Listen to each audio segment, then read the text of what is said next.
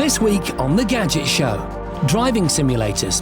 I put them to the ultimate test. Can they really compare to the real thing? I test a range of printers to see which will give you the best prints. And the truth about mobile phones. Can they really bring down a plane and make you sterile?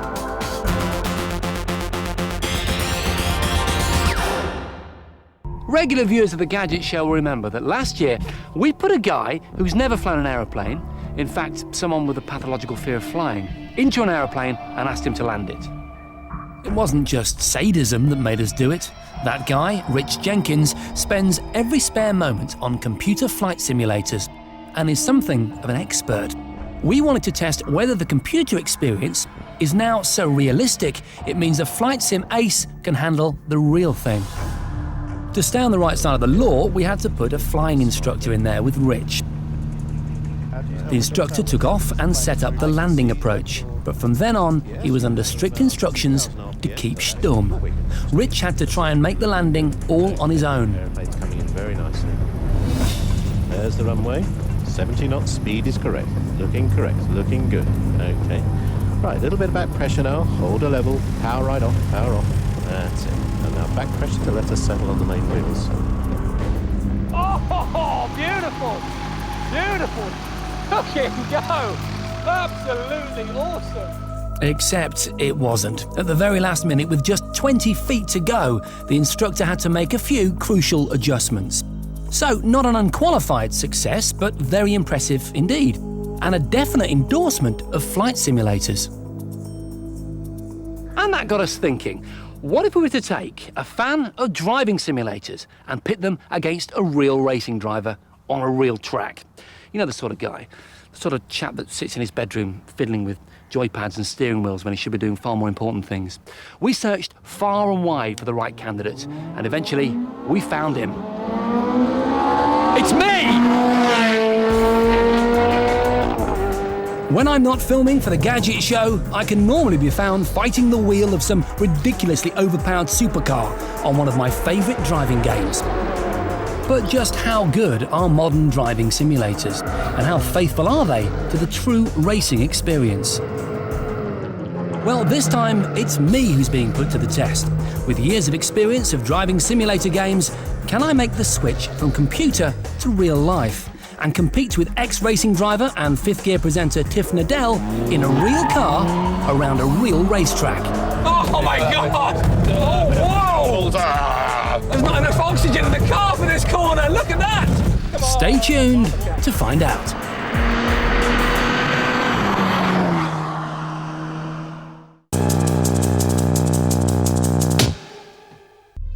Mobile phones are bad. They are evil. They will kill you. They'll fry your brain, crash your plane and blow up a petrol station. Dial at your peril. Well, that's what the man in the pub will tell you. But is any of it actually true? Between 1993 and 2004, there were 243 petrol station fires supposedly caused by sparks from mobile phones. But mobile phones can't set fire to anything, can they? Well, no, they can't. Health and Safety Executive Guidance says that the risk of a dropped phone sparking an inferno is low. And they simply don't generate enough power. In fact, some phones, there's just half a watt, whereas this, at about 60 watts, is much more of a risk. So how come they're still banned from the forecourt? Well, in part, it's because people might be distracted while pumping fuel. Which begs the question, what did start all those fires? Well, in many cases, it was static electricity. Thank you. You know, that kind of stuff. Friction between your bum and the seat creates a build-up that is usually discharged when you open the metal door. But if the first metal thing you touch is this, then boom, the spark could ignite the petrol vapours. So next time you go to fill up, do yourself a favour and ground yourself first by touching the car. It's a constant concern that mobile phone radiation can cause tumours, cell damage or Alzheimer's. But can it? Well, the simple truth is that mobile phones haven't been around long enough for us to know whether there are any long-term effects. Some tests say there are, some say there aren't.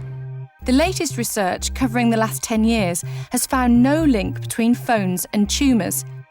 As for longer-term use, they just don't know yet. So, if you do want to err on the side of caution, there are some things you should know. If you look in any mobile phone manual, you'll see something called the SAR value. It represents the proportion of radiation absorbed by the body. The maximum allowed is 2 watts per kilogram, but the lower the number, the better. You might also want to bear in mind signal strength. The weaker the signal, then the harder your phone is having to work, and the more radiation you'll soak up. And if you put your fingers over the back of the phone, then don't, because you might be blocking the aerial, thus making the signal much weaker. Also, when you're dialing, that's the time when your phone is working its hardest to try and establish the connection. So wait until it's ringing before you put it to your ear. But what about Bluetooth? Will a hands-free kit save you from any potential nastiness? Well, yes and no. It does reduce the amount of radiation hitting your head, but unless you hold your phone at least 20 centimetres away from your body, it'll absorb it elsewhere, and that opens up a whole new can of worms. Let me explain. A Hungarian report claims that carrying a mobile in your pocket could reduce a man's sperm count by up to 30%. However, it did also go on to say that it wasn't conclusive, so don't worry yet, boys.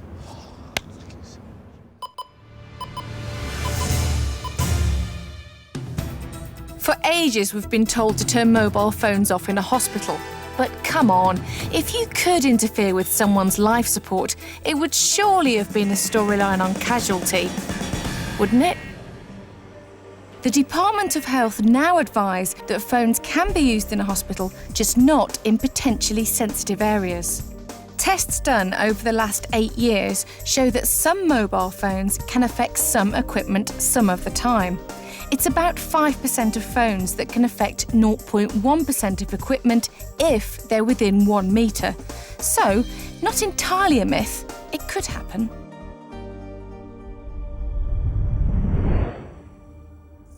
Right then, the big one. Can using your phone on a flight bring down the plane? A couple of years ago, the Civil Aviation Authority, the people who regulate the skies, carried out some tests. They found that when the phone was operating at full power and was 30 centimetres away from the equipment, all hell broke loose. The compass froze. Navigation equipment went up to 5 degrees off course. False warning lights flashed and the radio was affected.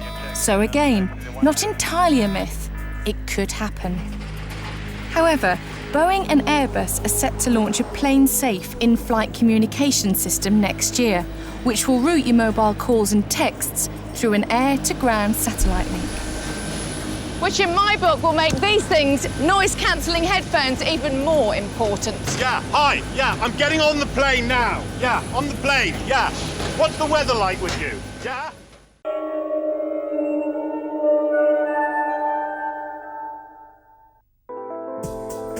Digital photography is great. You can flick through your shots for free on your computer or get them printed out online or on the high street. But for those really special snaps, I'm particularly fond of this Hillman Avenger being eaten by a giant rose bush. Nothing beats the flexibility and quality of printing your own. Which means, of course, you need to buy a decent photo printer. So we've gathered some particularly promising models from the 4 big players in the printer market. We've got a Canon, a Lexmark, a Hewlett-Packard and an Epson. We're going to see which does the best job. All the printers will produce the same taxing test image and will assess the quality, cost per print and fade resistance of each. First up, the quality of the prints. Now, we've used the manufacturer's recommended top specification photo paper for our test prints, and I'm looking at them side by side to sort the great from the merely acceptable. The high contrast in this print immediately excludes it. And look at the banding in the colours here. That won't do.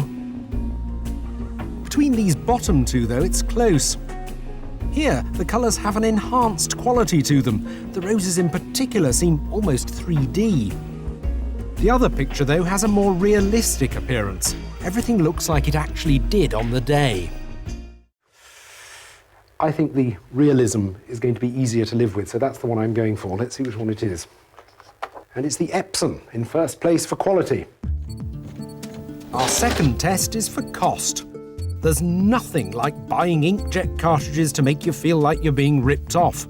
A new set of cartridges for each of these printers will cost you. They're around £30 for the Canon and Lexmark, £56 for the HP, and a massive 90 quid for the Epson's 8 cartridges. But the key thing is how long they last before they run out. What's the cost per print? We're going to run off prints on all the printers until the quality is affected, not just when the display says empty. Sometimes there's a lot of ink in reserve. This could take some time. When they'd all eventually finished, it was time to take stock. The Lexmark managed the least prints, just 25 at a cost of £1.61 each. The HP managed 29 prints, but they were the most expensive, at £1.96. In second place for cost was the Epson, producing 54 prints at £1.55 a time. But the winner here was the Canon. Its whopping 70 prints cost just 81 pence each. Now to one of the hottest topics in photo printing at the moment, fading. It's a particular interest of mine. Here's a print I prepared earlier. About 4 years earlier, in fact. It's of my daughter Stephanie's 6th birthday party. And as you can see, even though it hasn't been in direct sunlight, it's faded quite dramatically. Fortunately, I've still got the original digital file, and I printed it out last night as a comparison. So how long will the prints produced by our test printers last? Well, to test that out, I went home, where I'd set up this marvellous contraption in my garage. It's an industrial-strength sun lamp, under which I've placed the prints. 30 minutes under this replicates 3 minutes of constant midday sun. The masked-off sections are so we can see how much they fade. After a week's worth of sunburn, we rescued the prints and removed the masks to see what our midday sun had done. Now, the inkjet industry spends a fortune to get their fade test results, and while ours is an admittedly unscientific test, it has still thrown up some interesting results. The shot which showed up the biggest difference was this one of the Pembrokeshire coast. With the Canon, you can really see where the colours faded in response to our UV torture. The Lexmark and HP don't do so badly, but there's still some more subtle fading. Take a look at the Epson's print, though, and you won't see any fade at all. Absolutely nothing's happened to the picture. Pembrokeshire is exactly the same as before, and that seals the Epson as our overall winner. With the best print quality, reasonable costs, and the likelihood of great fade resistance, the Epson R800 is the Gadget Show's best photo printer.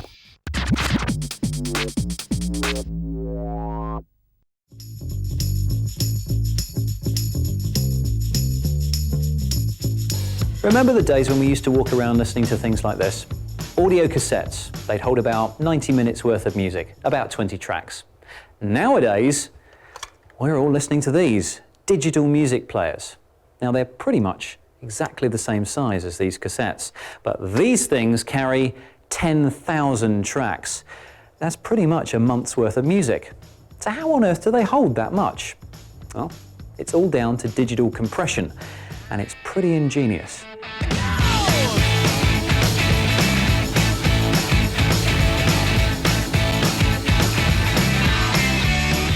The songs on the music player are stored in what's commonly known as MP3 format. Now, when a song's converted into MP3, it squeezes out all the unnecessary data. For example, the human ear can't hear very low frequencies or very high frequencies. Also, within a song, there are some sounds that, on their own, you can hear, but they're actually drowned out by other sounds in the mix. For example, this hi-hat, absolutely fine on its own, but when Rob starts playing the snare at the same time, the hi-hat is completely drowned out. Now, technically, the hi-hat sound is still there. Your ears are still technically hearing it, but your brain just can't process it. So, why store what you can't hear anyway? When you convert a song into an MP3 file, it strips out all the sounds that the human ear can't perceive, and that saves a lot of space. After it's done that, the encoder moves on to phase 2. Whatever's left after all the redundant sounds have been stripped away is squeezed down into the smallest file possible for your MP3 player to reconstruct when you press play. Now, how does that work in reality? Well, say you've got one long note.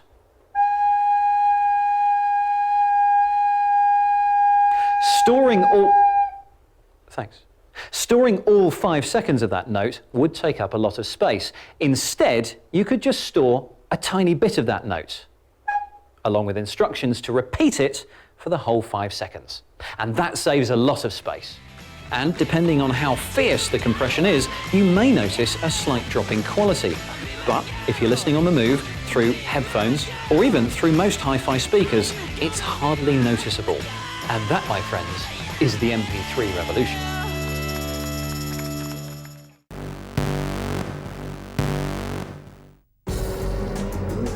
Back now to the world of driving simulators. Later on, we'll be finding out if years of practice on a sim game can make me competitive on a real racing circuit. But before that, have you ever wondered where it all began? For a long time, driving simulators have been used to improve people's real-life driving abilities. And they're still used to gently introduce nervous learners to the concept of car control. The driving simulator games we play on our computers and consoles today certainly owe something to those socially responsible yet rather banal machines, but they owe an awful lot more to the game player's need for escapism, excitement and danger. Tempered, of course, with total and utter safety. Night Driver was a 1976 arcade game by Atari, and it was the first ever first-person driving game. The object was to drive down a road at night, making sure you didn't smash into cars or bollards. In the original, the car was a cutout stuck on the screen. Night Driver was the first, but it was Namco's pole position that put driving games at the forefront of the arcade world. It was the first accurate reproduction of a racetrack, Japan's Fuji Raceway, and it became a classic. The first proper simulator was Revs, which tried to reproduce the experience of driving a car. Produced in 1984 by a British physics graduate called Jeff Crammond, it featured just one track, Silverstone. But the realistic motor racing physics had gaming buffs hailing Crammond as a genius. And his later games, the Grand Prix series, are still seen as the benchmark for all driving simulator games. These days, driving games have reached such a level of sophistication that it's sometimes hard to tell if the footage they produce really is computer-generated. A lot of driving games out there aren't designed to give you a real-life experience behind the wheel. Games like Burnout and Project Gotham are much more about having fun. In fact, Burnout has got a crash mode in which the aim is to create huge pileups and watch the action back in slow-mo. Oh! But if it's really a driving simulator you're after, as long as you're into racing, you can pretty much try anything you like. There's F1, rallying, road racing, touring cars, GTs, even the chance to complete a few circuits in a classic single-seater in the golden age of racing. All motorsport life is here, including the ability to get to grips with the oily bits, redesigning engines and changing setups to get maximum performance. You can even enter real championships and race against other players around the world for the chance to spray some of that virtual champagne. Of course, you don't drive a car with a gamepad, and all the best simulators are designed to be used with a steering wheel and pedals, which thankfully means there are even more gadgets to go out and buy. Just 100 quid will get you a Logitech steering wheel and pedals. It's actually one of the best steering wheels around and will give you tactile feedback of what your car is doing. Also for £100, you can get the whole kit and caboodle, wheel, pedals and seat in the shape of the Gamester Race Pack. You might look like a bit of a Johnny sitting there driving it, but it folds away very neatly so you can carry it round to your mate's house. £350 will get you a Game Pod, a proper full-size racing seat complete with Logitech wheel and pedals. It's certainly one of the most realistic I tested, but it's fantastically impractical unless you own your own arcade. If you really want to splash out, then how about this rally simulator from Ball Racing? Every one is custom built, so while the car isn't full-size, it's got a full-size price. £13,000.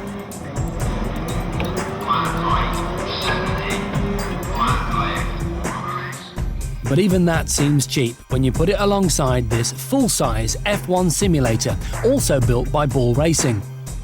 It's a perfect replica of a Formula One car.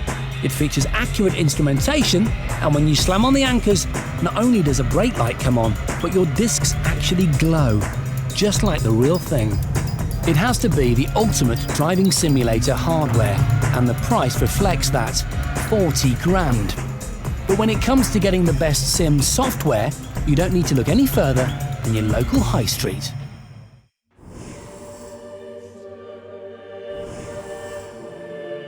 In the world of driving simulators, one game stands head and shoulders above the rest.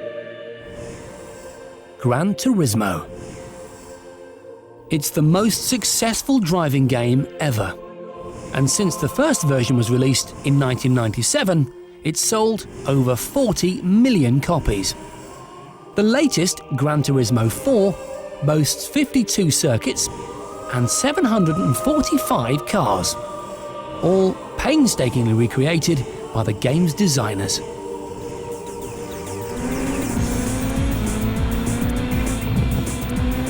Each car in the game took a month to develop, taking photos, sampling the engine noise, and of course, lots and lots of driving to gather the right characteristics. The same methodical recreation goes into the tracks.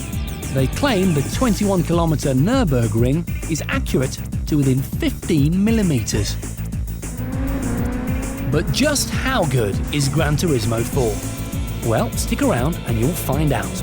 Because we've set up the ultimate challenge.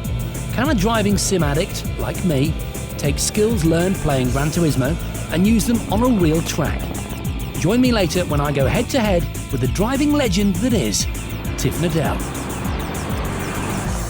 Oh, wow! Oh no! Away. We just didn't get to the grass. Oh, God!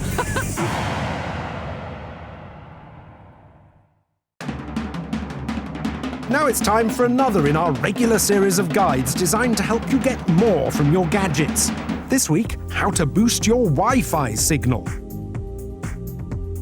Masses of wires under your computer are becoming a thing of the past as wireless products become more popular. In reality, however, thick walls often get in the way and mean some rooms only ever receive a patchy, weak signal. So how can you boost your Wi-Fi signal? To ensure good coverage round your house, make sure your Wi-Fi router is as near to the middle of the house as possible. Your router acts as a hotspot, pushing the signal evenly round your home.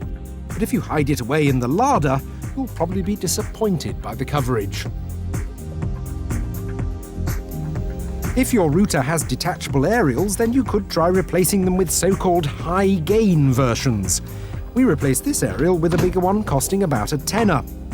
Just add another one onto the back of your PC, and immediately the signal between the transmitter and the receiver is boosted.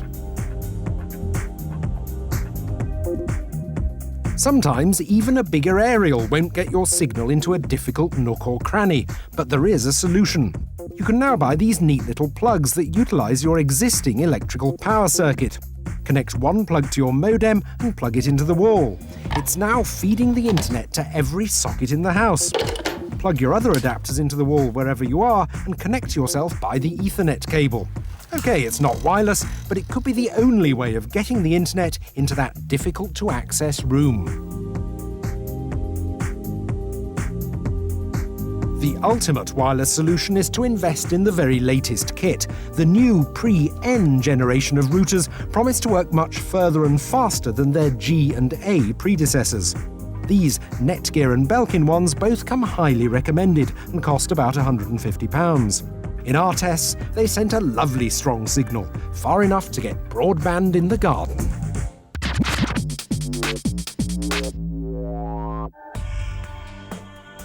Now it's time to return to the subject of driving simulator games and the rather daunting challenge that I've been set. We want to find out just how realistic driving simulators are. So we've come to Snetterton Racing Circuit near Norwich to see if I can take the skills I've learned playing on a computer and use them on a real-life racetrack. And to make things as tricky as possible, I'm going to be competing against a legend. Ex-Formula One racing driver and presenter of Channel 5's Fifth Gear, Tiff Nadell. A man who can make cars do this.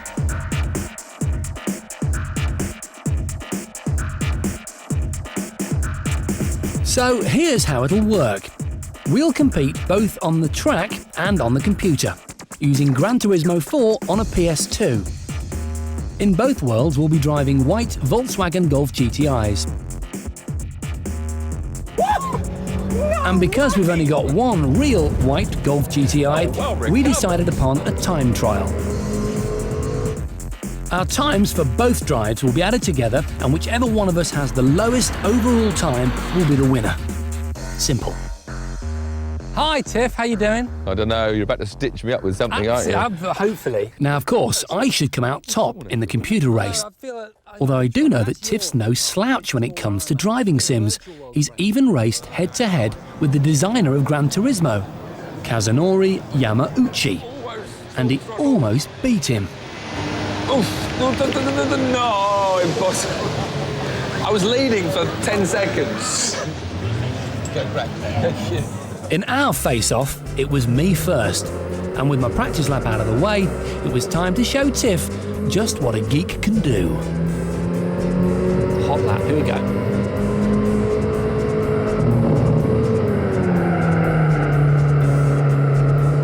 Oh, a little bit out of shape, but he pulls it back just at the last minute. Oh, this is the last corner, you held it neat and tidy. It's going to be fast, Tiff, you know that. And the time it's going to be for me to beat or try to equal is 51.72. Then it was time for Tiff to step into my world. It's an interesting line you've taken there, Tiff. Oh, it's the racing line. Yeah, you see, that's where I'm going wrong, isn't it? Now, you've been cutting these corners because you're a computer boy and you can get away with it. You can't get away with that sort of driving in the real thing. No, again. Tiff hadn't quite got his eye in and tried to blame the machine. It went right, it did go wrong. Look, it did go wrong. The car didn't do what I wanted it to do. Yes, of course, Tiff, that's right. But what's your final time?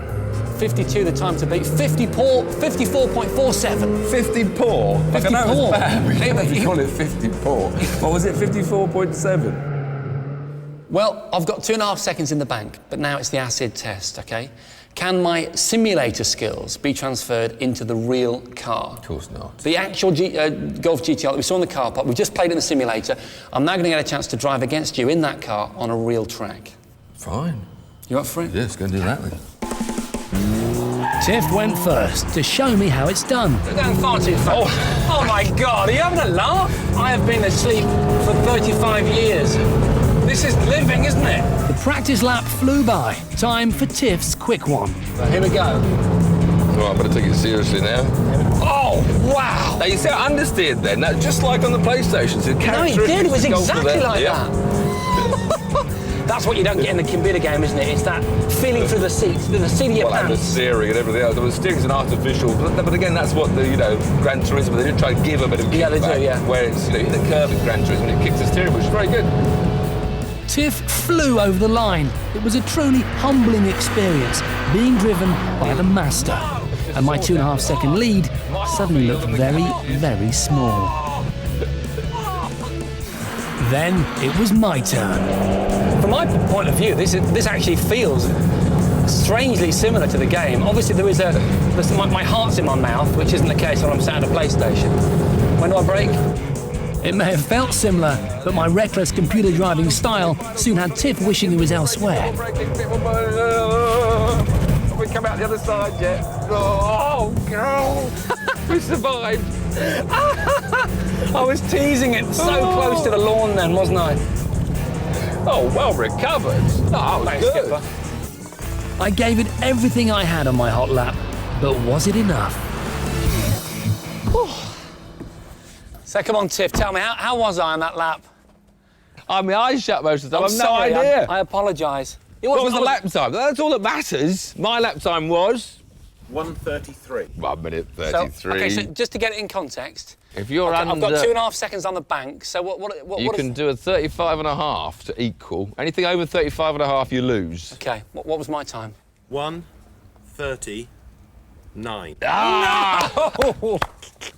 No, that's not bad, though, is it? No, that's not bad. That's what you were 6 seconds slower on the lap, and I was 2.5 seconds slower on the PlayStation. But no, the real thing is harder, but it's still a good simulation, as you've proved. Well, this is the important thing. jumped in. No, you're absolutely right. I have to say that having never been in a car anywhere near a racetrack, that to me it was really similar, especially the slide. You know, when I was on the corner just teaching around the edges with the wheels squealing. That did for me. That felt You knew the familiar. lines. You knew the idea of racing lines Yeah. at racetrack. I take people out to instruct them, but they had no idea which side of the road to be on. But the steering holding was a bit thripply bitting it sometimes. You didn't sort of, you know, 'cause the little steering wheel on the PlayStation's not quite the same as the real thing. No, it's not.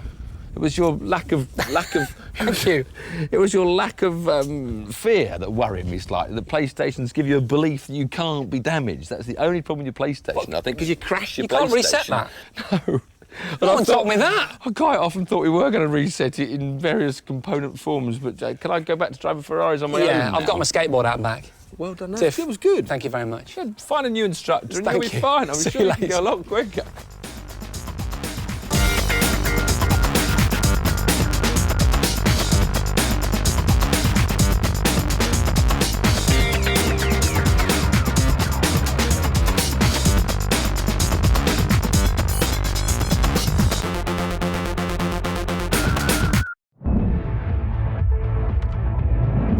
The Samsung Q1. Both Samsung and Microsoft were very excited. They saw it as a completely new This is...